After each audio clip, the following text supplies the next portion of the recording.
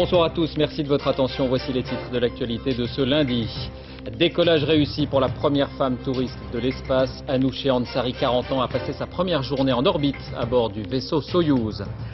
Le chiffre est précis et définitif, ce sont finalement 6 924 sans-papiers qui ont été régularisés cet été. Sur 30 000 dossiers déposés, il n'y a pas eu d'arbitraire, estime Nicolas Sarkozy.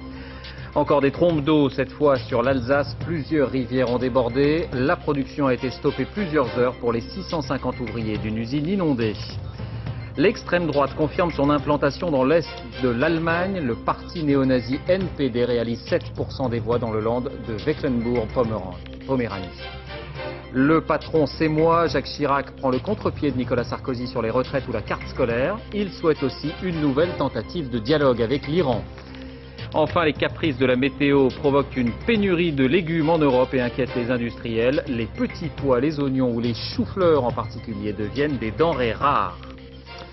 Petite surface, mais vue imprenable sur la terre. Prix de la location 20 millions de dollars. Anoucheh Ansari, cette américaine d'origine iranienne, a donc passé sa première journée en apesanteur à 400 km au-dessus de nos têtes dans le vaisseau Soyouz. C'était, paraît-il, un rêve d'enfant. La première femme touriste de l'espace semblait détendue au moment du décollage. Patrice Pellet, Mathias Barois. Les 3 premiers touristes étaient tous des hommes. Mais ce matin, dans le Soyouz, le touriste, c'était une femme. Pour 20 millions de dollars, Anoucheh Ansari, la première touriste spatiale, a donc savouré son décollage. Grand moment où se mélangent toujours bonheur et inquiétude, mais finalement tout s'est bien passé. Ce matin, comme ceux qui l'ont précédé, elle a revêtu sa combinaison pressurisée, le signe que le grand jour est arrivé. Confiante, sereine, elle a alors expliqué les grandes lignes de son travail dans l'espace. Je vais tourner des vidéos de quelques-unes de mes expériences centrées sur la physique. C'est dans un but pédagogique pour les enfants. La vie de cette femme est une odyssée. Arrivée avec sa famille en 84 aux États-Unis, elle ne parle alors pas un mot d'anglais. Aujourd'hui, elle est ingénieure en informatique, directrice de société et son rêve se réalise. Mais tout simplement parce que ça fait partie du rêve de tout un chacun de pousser les frontières, frontières de la connaissance, frontières des espaces. Ce soir, l'Iran fête l'Iranienne courageuse qui se rend dans l'espace. Anoucheh Ansari y restera 10 jours. L'ancienne élève du lycée français de Téhéran parle français. Comme les professionnels, elle s'est entraînée plusieurs mois avant le départ de ce matin. Je vous le disais en titre, on connaît donc le chiffre définitif du nombre de parents sans papier d'enfants scolarisés qui ont été régularisés. Il est finalement plus proche de 7 000 que de 6 000, 6 924 exactement, pour 30 000 dossiers déposés, soit 23% de réponses positives. C'est Nicolas Sarkozy lui-même qui l'affirme dans une interview au magazine Complément d'enquête que vous pourrez suivre ce soir sur France 2. Aurélia Guim. Après des semaines d'attente et d'espoir, le doute est levé pour les milliers de clandestins candidats à la régularisation. Le chiffre exact est de 6 924. 6 924 régularisation régularisés au titre de la circulaire du 13 juin. Ça, c'est le chiffre final. C'est le chiffre final, puisque maintenant, la circulaire est terminée, nous revenons dans les procédures dites normales. 6 924 adultes régularisés pour 30 000 dossiers déposés en préfecture. Le chiffre ne tient pas compte des enfants. Il signifie que près de 23 000 clandestins risquent à nouveau l'expulsion. Au gymnase de Cachan, où des familles continuent de s'entasser dans des conditions sanitaires précaires, 10 expulsions ont déjà eu lieu, 2 aujourd'hui même, alors que plusieurs personnalités étaient venues apporter leur soutien au mouvement. Du côté des associations, on indique que la mobilisation continue. Oui, réaction justement du réseau Éducation sans frontières qui a pris la défense des sans-papiers. On a trompé les gens, le chiffre avait été fixé à l'avance et l'application des critères a été d'un arbitraire total. Fin de citation. Complément d'enquête qui revient largement sur ce sujet donc ce soir avec cette interview de Nicolas Sarkozy par Benoît Duquesne, c'est assure à partir de 22h35. Encore des intempéries sur la France et après le sud du pays en fin de semaine. C'est sur l'Est et en particulier l'Alsace que se sont abattues des trompes d'eau. L'équivalent, là encore, de plusieurs mois de pluie en quelques heures. Sur place, Jenny Briffa, Virgile Liado. Des troupeaux entiers pris au piège par la montée des eaux. Dans cette vallée des Vosges, en quelques heures, 115 mm de pluie sont tombés, l'équivalent de 2 mois de précipitations. Pour sauver ces bêtes, les agriculteurs ont fait appel aux pompiers. Le problème, c'est qu'elles voudront jamais, dès qu'elles vont avoir de l'eau jusqu'au niveau de la bouche, eh ben, elles vont reculer, quoi. Elles vont tourner en rond, là. Dans les villages avoisinants, l'eau a envahi les rues, mais aussi des dizaines de caves. Des inondations d'une telle ampleur, les habitants de Gerbet-Villers n'ont jamais vu ça. Jamais comme ça. Jamais comme ça. Bon, d'après les personnes âgées du pays, ça remonterait depuis 83. Près de Lunéville, c'est un bus scolaire qui a été pris au piège. À l'intérieur, 12 enfants de 3 à 8 ans qui se rendaient à l'école.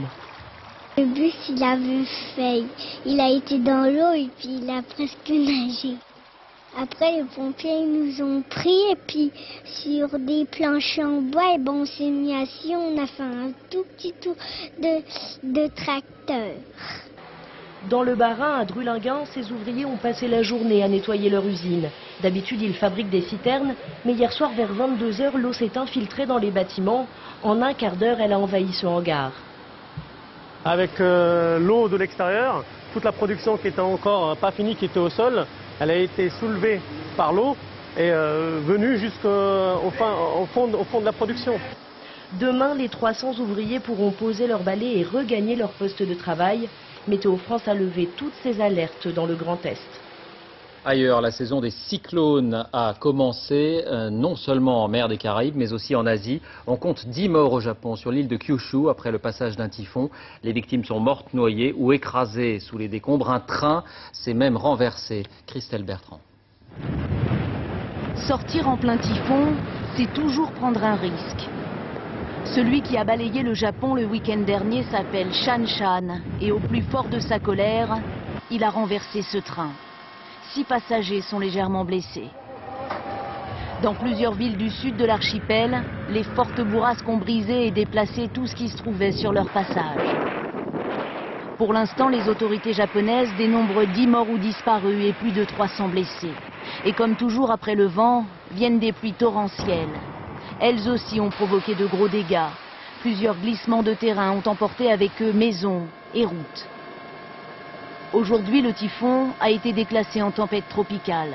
Shan-Shan se dirige vers la côte orientale de la Russie, mais il pourrait changer de trajectoire et revenir mercredi matin vers les côtes du Japon. Toujours à l'étranger, le déploiement des premiers soldats français dans le sud du Liban. Pour l'occasion, Michèle Alliot-Marie effectue une visite de 2 jours dans le pays et elle a tenu un discours offensif aux militaires. La finule sera crédible et dissuasive, a-t-elle lancé. Il faut qu'elle soit respectée. Vous allez changer la nature et l'efficacité de la force internationale pour rétablir la paix, a-t-elle également indiqué. S'il fallait une histoire pour illustrer le déchirement du Liban, ce serait peut-être celle de Mei Chidiac, une journaliste vedette de la télévision, très belle, très populaire aussi, connue pour sa liberté de ton, notamment vis-à-vis de la Syrie ou du Hezbollah. Eh bien, elle l'a payé très cher, victime d'un attentat. Elle a perdu un bras et une jambe. Mais cette femme est dotée d'une énergie hors du commun. Elle vient de reprendre ses émissions. Reportage Jacques Cardoz, Abdelzouiwesh. Elle vit aujourd'hui sur les hauteurs de Beyrouth, dans l'une de ses résidences ultra protégées. Elle, c'est Mei Chidiac, devenue une icône, un symbole au Liban. Cette présentatrice télé a été victime d'un attentat à la voiture piégée voilà 1 an. C'est son franc-parler que les poseurs de bombes voulaient supprimer.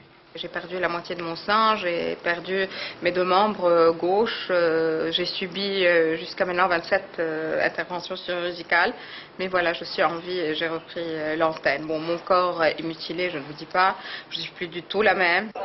Un miracle, car ce 25 septembre 2005, 500 grammes d'explosifs placés sous le véhicule font tout voler en éclats. Débute alors une course contre la montre, un véritable combat. Transférée en France, elle se fait poser 2 prothèses. 8 mois de rééducation plus tard, la voilà de retour à Beyrouth. Oui, mais voilà, quelques jours plus tard, la guerre éclate. Alors que je m'attendais à une ville pleine de vie, je me suis retrouvée dans une ville sous les obus et c'était la première fois que j'entendais le son des explosions après mon attaque. Et c'était pas très agréable, ça je peux vous le garantir. Pendant la guerre, elle reprend l'animation de ses émissions, une grande victoire pour elle face au terrorisme. Je pensais à celui qui avait mis ces explosifs et qui me voyait pour la première fois, comme ça, reprendre mon travail à l'antenne. Ils ont voulu me faire taire, ils n'ont pas réussi. Je suis là, je reprends mon travail, je reprends mon même langage, je défends mon pays, je défends la cause du Liban. Chaque mardi soir, elle anime un débat politique en direct. Réputée pour sa franchise, elle ose poser des questions qui dérangent, en particulier autour du Hezbollah. Actuellement, il y en a qui vous ne donnent même pas le droit de formuler des questions. C'est-à-dire s'ils font des déclarations et vous faites le commentaire après, avec des analyses, avec vos invités, eh bien, il vous est complètement interdit de vous exprimer. Aujourd'hui, Mei Chiliak fait l'objet de toutes les attentions. Cet animateur libanais de renom lui prépare une émission spéciale sur une chaîne concurrente. Quant à elle, elle dit faire partie du club des martyrs vivants, des martyrs qui se battent, eux, pour la démocratie. En Allemagne, on le pressentait, l'extrême droite confirme son implantation dans la région de l'ex-RDA, à l'Est donc. Cette fois, c'est le parti néo-nazi NPD qui a réalisé 7% des voix dans le land de Mecklembourg-Poméranie-Occidentale. Ces militants avaient perturbé plusieurs meetings de la campagne. Correspondance Jérôme Bonny, Marine Vincent. Cela ne fait plaisir qu'à eux en Allemagne, à l'extrême droite, quand elle obtient 7,3% des voix. La soirée électorale est, comme il se doit, agrémentée de violences contre les journalistes, ce qui n'empêche pas les élus de triompher en entrant au Parlement de Mecklembourg-Poméranie et même de se poser en victime. Cela parle pour notre dur travail sur le terrain, malgré la haine que nous avons subie ces 3 derniers jours. Sur le terrain, ce fut plutôt tendu. Ce candidat nationaliste, toujours accompagné de son garde du corps, est interpellé par un social-démocrate qui lui rappelle qu'il a été condamné pour incitation au racisme. Bien sûr, et j'en suis très fier. Il a été condamné pour incitation au racisme et il en est fier. L'extrême droite a réuni les moyens pour une campagne aussi envahissante que celle des grandes formations politiques. Mais derrière ces affiches, il y a un parti bien à part, qui s'appuie sur les camaraderies néo-nazis. Il y a un national-socialisme agressif, audible dans ces CD distribués aux jeunes. C'est ici, à Ueckermünde, près de la frontière polonaise, que le NPD a fait son meilleur score, 18% des voix, une ville durement frappée par le chômage, désertée par sa jeunesse. La chancelière Angela Merkel, élue dans cette région il y a un an, demande à la société civile de faire barrage à tous les propos extrémistes qu'elle juge inacceptables.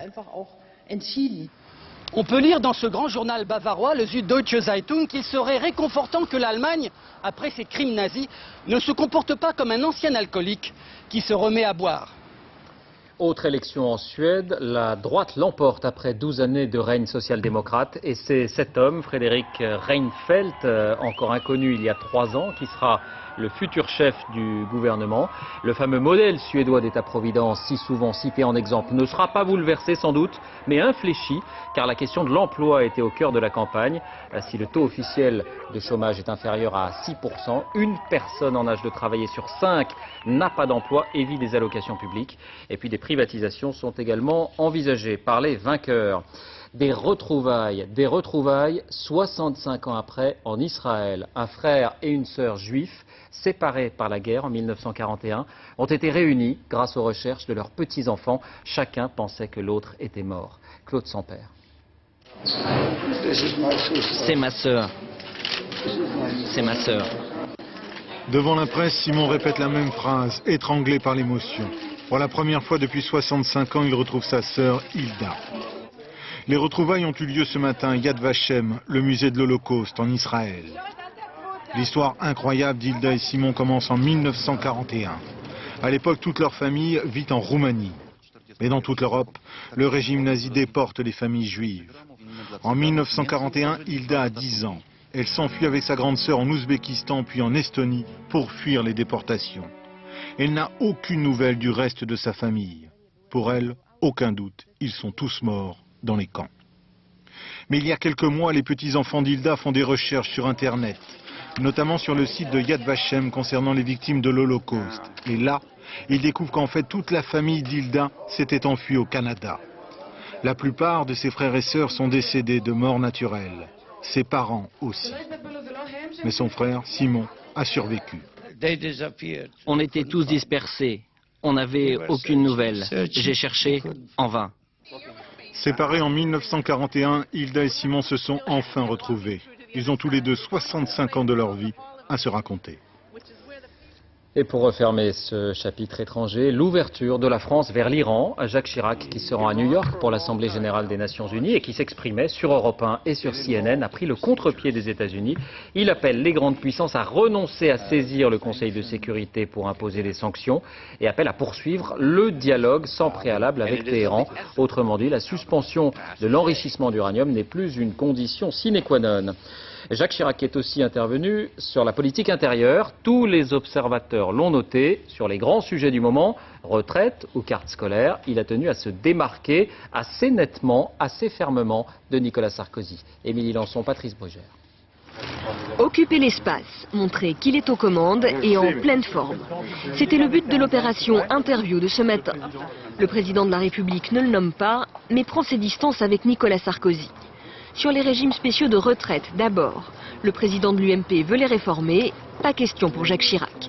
Le gouvernement, mon gouvernement, n'a aucune intention de modifier les régimes spéciaux dans l'état actuel des choses. Sur la carte scolaire, après Ségolène Royal et Nicolas Sarkozy, Jacques Chirac prend lui aussi position. Plus proche de la députée socialiste qui veut la réformer que de Nicolas Sarkozy qui souhaite la supprimer. Ma réponse, c'est qu'il ne serait ni réaliste, ni juste de la supprimer. À propos des rapports avec les États-Unis, enfin, Nicolas Sarkozy aime l'Amérique et le clame haut et fort. Pas d'atlantisme forcené pour Jacques Chirac, qui prône d'autres types de relations, comme Dominique de Villepin. Une relation qui ne peut être qu'entre égaux, qui ne peut pas être une relation de soumission. Pour le reste, Jacques Chirac assure que son gouvernement est au travail et que rien, pas même la campagne présidentielle, ne doit venir le perturber. Une campagne qu'il souhaite voir commencer le plus tard possible, en mars, date à laquelle il pourrait dire s'il est ou non candidat. La carte scolaire, on l'a entendu, c'est l'un des grands sujets de cette rentrée, sujet ultra sensible. Tous les parents d'élèves sont concernés. Alors, faut-il la maintenir, la supprimer, l'aménager? Ce qui est certain en tout cas, c'est qu'elle est régulièrement contournée. C'est le dossier de cette édition. Il est signé Florence Griffon, Dominique Bonnet. À Paris, selon que vous habitez au numéro 1 ou au numéro 2 de la même rue, la scolarité de votre enfant peut être tout à fait différente. Exemple, boulevard de Belleville. Si vous êtes au numéro 1, ici en rouge, votre enfant ira dans cette école. Au numéro 2, en jaune, il ira dans celle-ci. Tant pis pour la distance ou pour les résultats, c'est le principe de la carte scolaire. Ce père l'a combattu durant toute la scolarité de ses enfants. Dès l'entrée à l'école primaire, fallait évidemment, j'habitais pas du bon côté de la rue, donc il fallait trouver une combine pour qu'il reste avec ses copains. Donc là c'est assez simple parce qu'il suffit d'être présenté, les maîtresses se connaissent dans les quartiers, les échanges se font. Pour le primaire c'est assez simple. C'est surtout à l'entrée au collège que les parents tentent de ruser. C'est vrai que quand je l'ai vu sortir de 6e avec des copains qui avaient 45 cm de plus que lui, 50 plus que lui, j'étais impressionné quand même, c'est impressionnant. Je me suis dit, allez, on change. J'ai pris des assurances pour des appartements que j'ai jamais vus. J'ai loué des appartements à des amis qui étaient d'accord. J'ai fait des fausses factures d'électricité en repayant les choses à la loupe avec un petit pinceau, en faisant des écritures informatiques à la main. Je fais donc pas grand-chose de bien méchant. Sans en venir à de telles extrémités, de nombreux parents cherchent à obtenir des dérogations, de manière tout à fait légale cette fois, en jouant notamment sur les options. À Paris, 40% des parents détournent la carte. En province, ils sont 30%. Ceux qui contournent le plus les profs, puis les journalistes. 16,3% des enfants d'enseignants ne sont pas dans leur collège d'affectation. Bienvenue au lycée Sophie Germain, on est ravis de vous avoir ce matin. Vous savez qu'il y a eu un gros taux de pression à l'entrée du lycée cette année, puisqu'on est le lycée le plus demandé du quart nord-est. Et bon, on n'a pas pu satisfaire tout le monde, mais ça, on n'y peut rien. Face à ce proviseur, des parents heureux. Leur enfant vient d'être pris dans un établissement public très coté. Pourquoi l'ont-ils choisi? Pour ses résultats, mais pas seulement. Le cadre est beau, je vois le proviseur, il a l'air vraiment quelqu'un d'enthousiaste, le quartier, enfin tout me rassure quoi. On a plus de 90% de réussite au baccalauréat, mais ça n'a qu'un sens relatif puisque à l'entrée en seconde, il y a une sélection qui s'est opérée. Je pense que si on prend certains lycées de banlieue qui ont 60% de réussite au baccalauréat ou même quelquefois moins, C'est formidable parce qu'ils ont une alimentation en élèves qui est moins bonne au départ. D'un côté, des lycées d'élite, de l'autre, des établissements qui font de leur mieux. Une inégalité que la carte scolaire était censée corriger en mélangeant les populations. Un brassage que certains parents refusent. À Paris, 35% des collégiens sont inscrits dans le privé. C'est vrai que les collèges de ZEF font le choix d'aider les enfants en difficulté plus que les enfants qui fonctionnent bien. Et donc moi, comme j'ai 2 enfants qui travaillent bien à l'école, j'avais pas envie qu'ils soient tirés vers le bas, j'avais plutôt envie qu'on leur donne la possibilité d'évoluer encore. Moi j'ai été élevée dans le public et ça a été vraiment un choix très difficile, extrêmement difficile. Ça a été une source de conflit à la maison. Et bon, c'est vrai que je sens que les enfants vont mieux, voilà, tout simplement, malheureusement. Faut-il pour autant supprimer la carte scolaire? Une chose est certaine, c'est que s'il y avait une suppression de la carte scolaire, ce seraient encore les plus faibles qui seraient les plus défavorisés. Faut-il dès lors l'assouplir ou la redéfinir pour garantir plus de mixité? Dans un récent sondage, 50% des Français estiment qu'elle est une bonne chose, 42% pensent le contraire. Cette question très politique alimente déjà la campagne électorale. Actualité sociale avec la grogne des pompiers professionnels. Ils sont 37 000 en France et ils ont multiplié les actions aujourd'hui dans tout le pays pour réclamer le rétablissement d'une prime et la retraite à taux plein dès 55 ans, au motif qu'il s'agit d'une profession dangereuse. Explication Benoît Bringer. Ils sont plus habitués à éteindre qu'à allumer le feu, mais les pompiers professionnels sont en colère et tiennent à le faire savoir. À l'appel de leurs principaux syndicats, ils se sont mobilisés un peu partout en France, comme ici dans les rues de Caen ou dans cette caserne de Châteauroux. Parmi leurs revendications, la retraite à taux plein à 55 ans. Ils veulent nous faire monter jusqu'à plus de 60 ans dans les camions, sachant qu'on partira avec une retraite vraiment minime, en ayant effectué même du 35 ans ou 40 ans de service, et à 60 ans on ne pourra plus monter comme à 20 ans dans les camions. Il manque également quelque chose de très important qui est la reconnaissance profonde de la dangerosité de notre mission. Sur les 241 000 pompiers français, 37 000 sont professionnels, soit 15%. Au cœur de leurs revendications, il y a également l'aspect financier. En dehors des indemnités, le salaire moyen net d'un pompier professionnel est de 1 200 € à ses débuts, de 1 300 € en fin de carrière. Il demande donc le rétablissement d'une prime mensuelle de 60 € environ, supprimée par l'État. Aujourd'hui, le pouvoir d'achat pour tout le monde, il a baissé. Il n'y a pas de raison que les pompiers ne se voient pas augmenter leur régime indemnitaire comme les autres. Une manifestation nationale est prévue lundi prochain à Paris, si rien ne bouge d'ici là. En bref, un bon point pour le juge Van Runebeek dans l'affaire Clearstream, on en reparle. Il avait été mis en cause pour des questions de procédure, on avait évoqué une affaire dans l'affaire. Eh bien, le premier président de la Cour d'appel a conclu aujourd'hui à l'absence de fautes pouvant donner lieu à des sanctions disciplinaires. C'est maintenant à l'inspection des services judiciaires de trancher. La justice qui commémore les 25 ans de l'abolition de la peine de mort, c'était le 18 septembre 1981. Les députés confirmaient l'engagement pris par François Mitterrand. À l'époque, il faut savoir que l'opinion publique y était défavorable à cette suppression. Aujourd'hui, la peine de mort ne fait plus débat en France, son abolition. Elle est encore en vigueur, en revanche, dans de nombreux pays du monde. Samassoula, Éric Delagneau.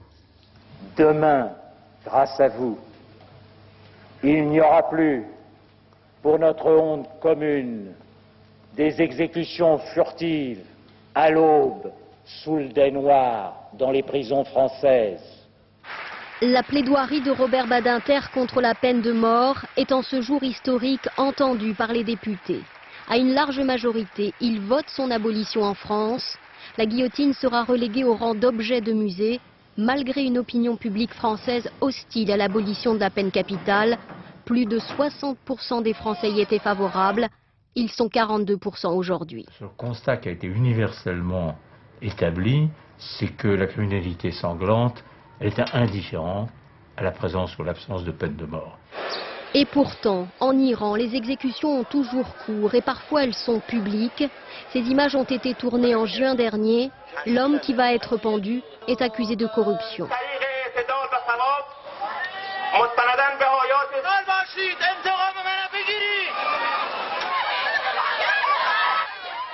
L'Iran est un des 68 pays dans le monde à appliquer la peine de mort. À eux seuls, l'Iran, la Chine, les États-Unis et l'Arabie Saoudite ont procédé l'an dernier à 94% des exécutions. La Chine en tête, avec des milliers de condamnés à mort par an. des dissidents, mais aussi des détenus de droit commun. Entre 8 et 15 000 exécutions chaque année dans le pays, même si le chiffre exact est un secret d'État en Chine. Donc c'est un véritable système. La semaine dernière aux États-Unis a eu lieu au Texas la 42e exécution de l'année. Seuls 12 États américains sur 50 ont aboli la peine capitale et aujourd'hui, 3300 condamnés attendent dans les couloirs de la mort aux États-Unis. C'est sans doute la conséquence des caprices de la météo. Les fèves, les petits pois ou les choux-fleurs sont en train de devenir des denrées rares. Cela paraît étonnant, mais les industriels, confrontés à de réels problèmes d'approvisionnement, parlent de situations exceptionnelles. Toute l'Europe est concernée. On craint une pénurie de légumes. Yvan Martinet, Bruno Vignet. Sur les étals de Rennes, ce week-end, des légumes, il y en a, mais pour combien de temps encore? Ah ben la pomme de terre, nous, dans certaines variétés, c'est 50% en moins. Les légumes vont pas être au même prix cet hiver. Explication tout près d'ici, à Lorient. Dans cette benne, 1,5 tonne de haricots. C'est beaucoup, mais ce n'est pas assez. En cause, la sécheresse du mois de juillet. Par exemple, ce pied va donner probablement autour de la moitié du rendement normal. Si on fait quelques dizaines de mètres, peut-être trouvera-t-on des pieds qui donneront 20-30%, mais aucun pied ne donne dans ce champ le rendement prévisionnel. Et tous les légumes sont touchés par cette baisse de rendement. Au hit parade de la pénurie, les fèves, moins 50%. Petits pois et oignons, production en baisse de 20 à 40%. Situation similaire pour le chou-fleur, moins 10 à moins 20% d'épinards dans les champs. Dans cette usine de conditionnement, même constat, si les légumes sont moins nombreux cette année, ils sont aussi de piètre qualité. Le problème, il est que ces haricots devraient être comme ceci, droits, et suite à un manque d'eau, ils se sont recourbés, donc il y a beaucoup plus de déchets. Et ce n'est pas tout, car quand les légumes sont moins nombreux, leur coût de production augmente. À droite, les lignes fonctionnent, elles sont alimentées, comme vous le voyez, à des haricots. Et devant nous, là, voilà une ligne qui est à l'arrêt par manque d'approvisionnement. Je ne vous dirai pas ce que ça peut nous coûter en termes d'amortissement, parce que les machines existent, et également en termes de main-d'œuvre, parce que la structure de l'entreprise faut la payer, les frais généraux, ils sont là. Une offre en baisse, un coût de production plus élevé. Conséquence, cet hiver, avant d'arriver dans vos rayons, les légumes auront voyagé. Je crois qu'il faudra effectivement sortir de la France et aller voir ailleurs des sources d'approvisionnement, notamment en hémisphère sud, mais qui seront sans doute à des prix aussi assez élevés. Conclusion, cet hiver, manger des pâtes, quoique le blé lui aussi a augmenté. Les Français ont la passion du jeu, c'est vrai. Ce qui est nouveau, c'est qu'ils jouent de plus en plus sur Internet. Blackjack, poker, machine à sous, on compte quelques 2000 sites en France. Des dizaines de millions d'euros sont en jeu. Seul problème, tous ces sites sont illégaux. Enquête Franck Genozo, Michael Cario. Des sites de jeux d'argent en français à destination du public français. Il en existe plus de 2000 et pourtant, ce sont des sites clandestins aux yeux de la loi. Car ils appartiennent à des sociétés privées, étrangères, alors qu'en France, les jeux d'argent sont un monopole d'État de la Française des Jeux. Le week-end dernier, la justice a tenu à le rappeler. Près de Monaco, 2 dirigeants du groupe de Paris bwin sont arrêtés au cours d'une conférence de presse. Ils font l'objet d'une plainte déposée par la Française des Jeux. Ils sont en ce moment même interrogés par le juge. Paris sportif ou cybercasino, les sites de jeux d'argent se sont multipliés ces dernières années. Dans le monde, ils représentent un marché de 9 milliards d'euros par an. Un marché appelé à doubler dans les 5 ans et qui concerne 2 millions de joueurs en France. Une manne que les casinotiers français enragent de ne pas toucher. Si c'est pour nous libérer et nous donner accès à l'Internet au niveau des jeux dans 2 ans, ça sera trop tard. Les parts de marché seront prises et il faut nous aider à préserver nos emplois. Leaders sur le marché français, les casinos partouches ont décidé de réagir. Plainte contre le monopole de la Française des Jeux devant la Commission européenne et création d'une filiale multimédia, une stratégie offensive. Sans autorisation, je n'ouvrirai rien. Maintenant, je mets un bémol. Une autorisation, quel que soit le pays qui me la donne, sera la bienvenue. S'expatrier. Malte ou Gibraltar sont par exemple des paradis du jeu qui accueillent déjà beaucoup de cybercasinos. D'autres pays comme la Grande-Bretagne ou la Belgique ont assoupli leur législation pour échapper aux foudres de l'Union européenne. Mais le dossier est d'autant plus épineux qu'il est un problème de santé publique. Cet homme est un ancien accro. À cause du jeu en ligne, il avait perdu jusqu'à son travail. Pour la première fois, il revient dans l'organisme qu'il a aidé à décrocher. Vous prenez votre douche, vous cliquez, vous lisez des choses, vous allez vite fait vous doucher, vous revenez, vous cliquez, vous buvez votre café devant, vous téléphonez devant, vous faites tout en étant en train de jouer. Vous jouez des sommes plus grosses en ligne? D'accord. Ah oui, beaucoup plus grosses. Des exemples? 15 000 euros. Par jour, par mois? Par jour. Alors, le danger, c'est que c'est accessible n'importe quand, qu'il n'y a pas de limitation d'heure, il n'y a pas de possibilité de se faire interdire de manière radicale comme dans les casinos. Ces situations poussent l'État à être prudent. Les jeux d'argent sur Internet ont de plus en plus de succès. Et demain, ils seront accessibles sur votre télévision ou directement sur votre téléphone portable. Football avec les suites du fameux coup de boule lors de la finale de la Coupe du Monde. L'Italien Materazzi était considéré jusque-là dans son pays comme un joueur solide, sans plus. Aujourd'hui, il est devenu une star, une vedette. Il est même très sollicité. Vous allez le voir par les publicitaires. Manuel Tissier et Karine Guillaume. Vous le reconnaissez? C'est Marco Materazzi. Et il n'a peur de rien. Dans cette publicité, le torse le plus célèbre du monde résiste à tout. Boule de bowling, bélier et même 4-4. Buteur, le 9 juillet, le rugueux défenseur milanais est rentré au pays avec une image toute neuve et des contrats en or. Le joueur qui était considéré dur, violent et incorrect a subi une incorrection tellement grande que cela l'a fait passer de l'agresseur à la victime. Avant la Coupe du Monde, les faits d'armes de Materazzi se résumaient sur les sites de supporters à une litanie d'agressions. Le numéro 23 de l'Inter collectionnait les surnoms comme le boucher ou le casseur. Mais depuis sa soirée berlinoise, ce géant d'1,93 m est croqué à toutes les sauces sur Internet. Et l'Italie l'adore. Il est un peu violent, on peut même dire que c'est un voyou, mais il nous a servi à gagner la Coupe du Monde. Il n'y a que le résultat qui compte. Materazzi n'est pas un mythe, non, c'est un joueur normal comme tant d'autres. Le mythe, c'est plutôt Zidane. Samedi en championnat, Materazzi a essuyé un violent coup de coude et il n'a pas riposté.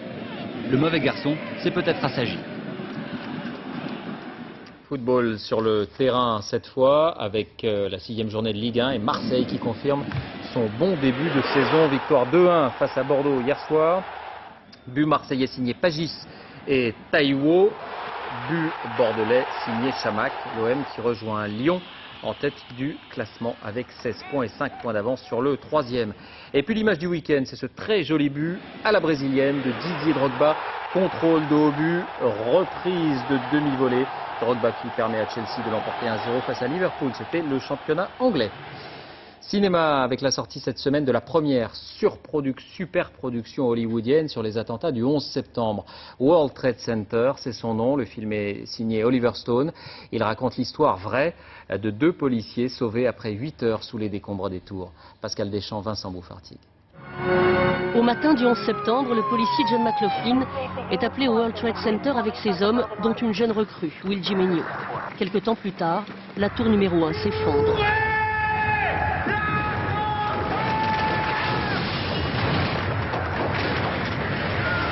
Prisonniers des gravats à quelques mètres l'un de l'autre, McLaughlin et Jimenez seront extraits des décombres plusieurs heures après. Le film reconstitue aussi minutieusement que possible le calvaire des 2 hommes, dont le témoignage a nourri le scénario.